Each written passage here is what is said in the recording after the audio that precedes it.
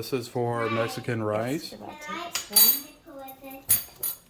A little bit of vegetable oil. You don't wash it, you just fry it up.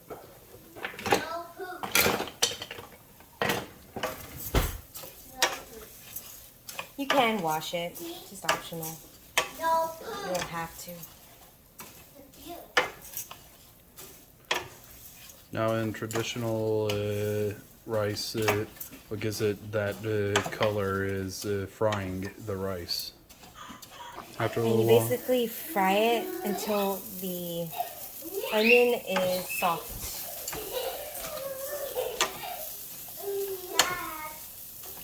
gonna make the onions a little bit translucent. I maybe put a little bit too much onion, but it's okay.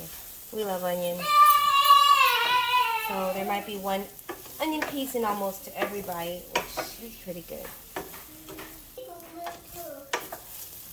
I also need to get all the water that I'm going to add to it ready to go.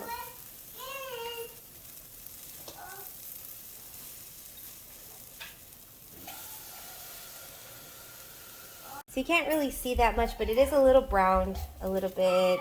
I mean, it's kind of hard to see on the camera, but it's a little browner. So I'm going to go ahead and add my water. It's going to sizzle a little bit because, you know, there is oil in here, so start sizzling. I got to lower the temperature so it doesn't boil too much so I can add my spices.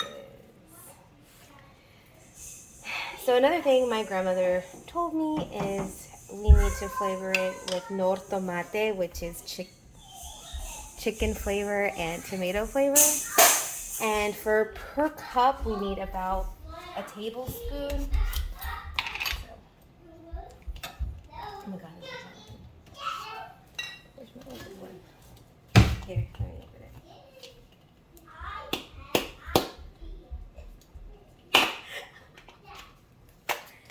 Okay. It wasn't open. Okay. So I didn't realize I used up that one. So it's 1 whole tablespoon per cup. So I'm adding 2. And then maybe stir it up and get the rest from the spoon.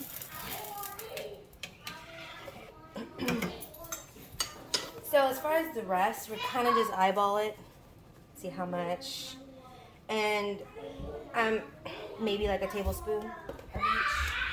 And comino, some people don't really like too much comino. We love it, so add at least like maybe a teaspoon or a tablespoon, however that much is. I heard of a YouTuber or a TikToker saying the amount of spices you need is when your ancestors tell you that it's enough.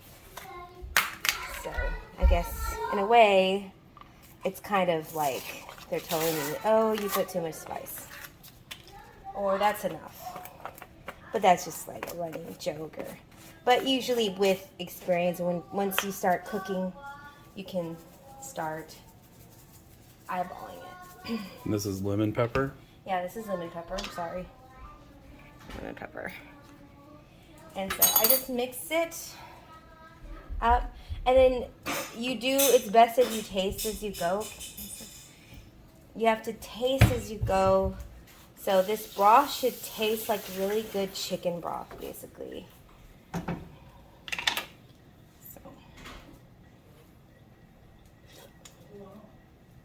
Okay. A little bit more lemon pepper. I think that's good.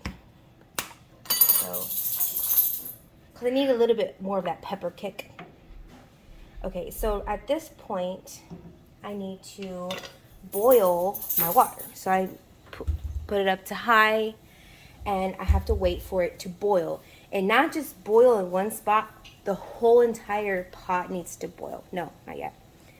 So as soon as it's boiling, like completely boiling, then I cover and simmer. But right now I have to wait. Sometimes it takes, depending on how much hard your water is or how clean your water, sometimes it takes longer to boil than others. And then this water had a lot of spices and substance in it, so it might take a little longer than usual. to boil. Maybe like this point is very crucial because if it's not boiling enough, it won't cook it all the way. Because I've had instances, especially on a gas stove, you have to cook it a little different than an electric stove. Sometimes if I cover it too early and simmer it too early, it's not going to cook that rice. You're going to have some crunchy rice, which some people are into, but us not so much. Come on.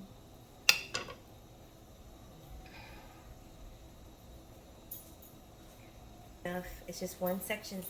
It has to all boil.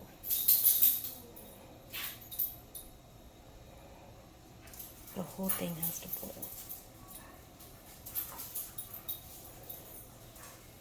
Now, there should be no doubt that all of the water is boiling.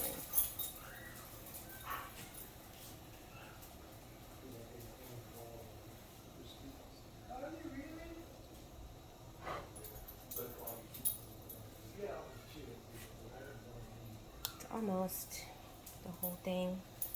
Matches. Almost. Look how it's halfway. Not quite boiling all of it. My grandmother used to say, oh, boil it for like a minute or two.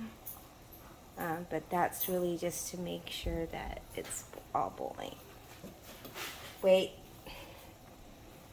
It's my ancestors saying, wait. Yeah. Don't cover it yet. Okay, so all of it's boiling. All the water is boiling. So I'm going to cover it and put it at a simmer. And it usually takes like 10 to 15 minutes. Now the rice is done.